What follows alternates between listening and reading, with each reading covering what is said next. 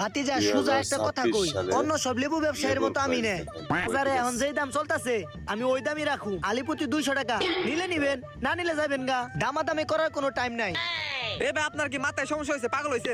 এই হুদা লেবুর দাম যদি 200 টাকা আলি হয়, তাহলে রেস্টুরেন্টে লেমন জুসের দাম কত? লেমন জুস আমরা রেস্টুরেন্টে যা খেয়ে রুম অনেক 1000 টাকার উপরে বিল হয়ে যাবো গা। 200 টাকা আলি ভাই, নিলে নিবেন, না নিলে না নিবেন। রোজা রমজানের দিনে এত কথা কই না তো। জান ভাই, জান জান। ঠিক আছে, নিলাম না আপনার লেবু। তাই কি লেবু না নিলে কি বয়া?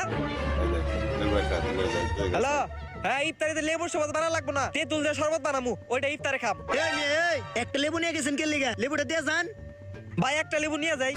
ওই মিয়া, একটা লেবু নিবেন মানে আমার ব্যবসায় লস করবেন নাকি? দেন 200 টাকা 2050 সালে লেবুর দাম। এই যে